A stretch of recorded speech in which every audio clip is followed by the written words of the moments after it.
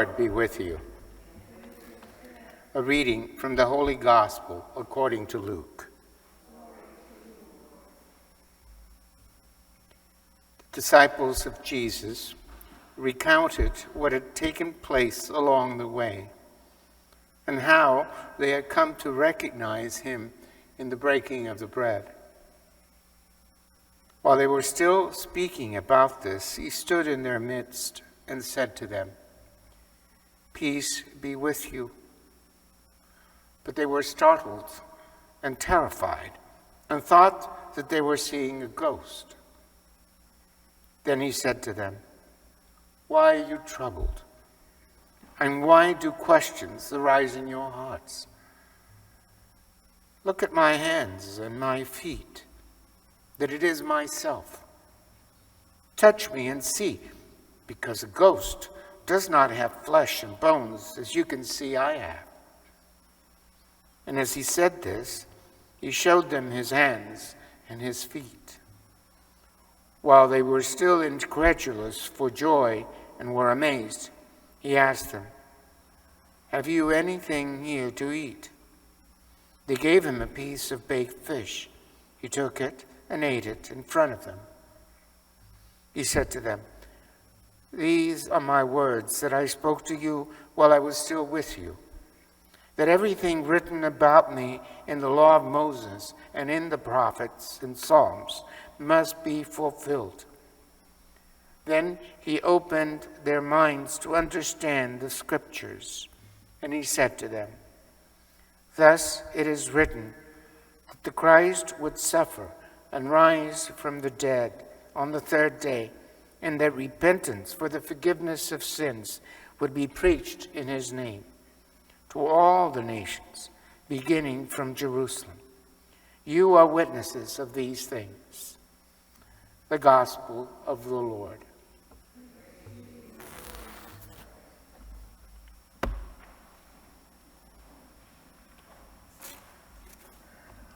Over the many years that I have been pastor here at St. Elizabeth, I have had occasion to speak with many visitors from outside the parish, families of parishioners who are visiting, or strangers who are in town and found us on Google. By whatever means they come.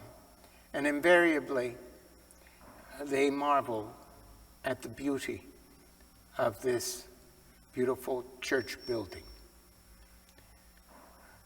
Never have I once heard them say, "What beautiful wood you use. What nice stucco. What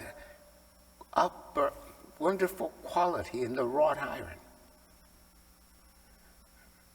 They immediately asked, "Who designed this place?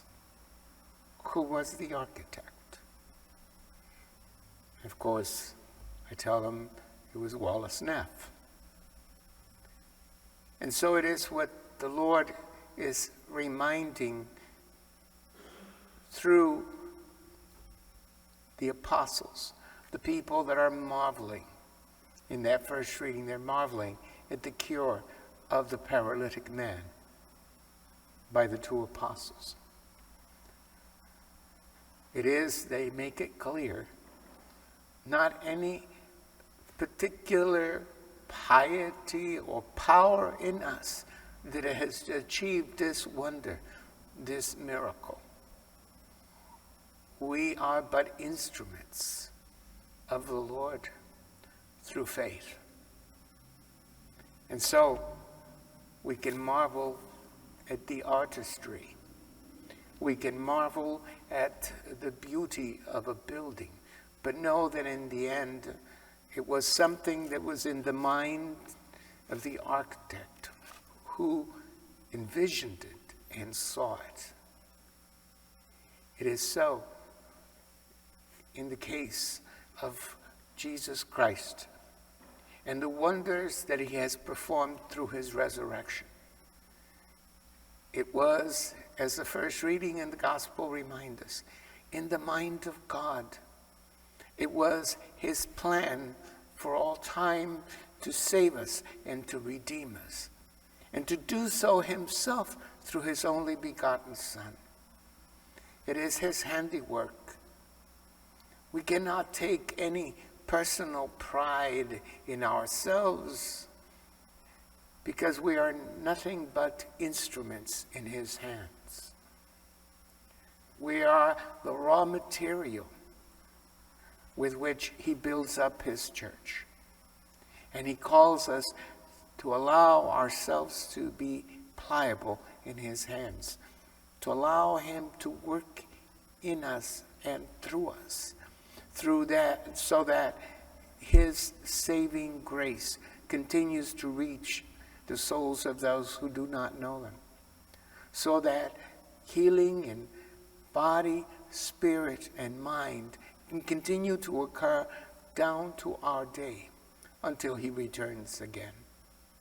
And so, as we celebrate this Mass, let us ask the Lord that we may be indeed pliable instruments in his hands, that we may let his Spirit be at work in us, so that the beauty of his saving grace may be revealed in us and through us to those who yet do not know him.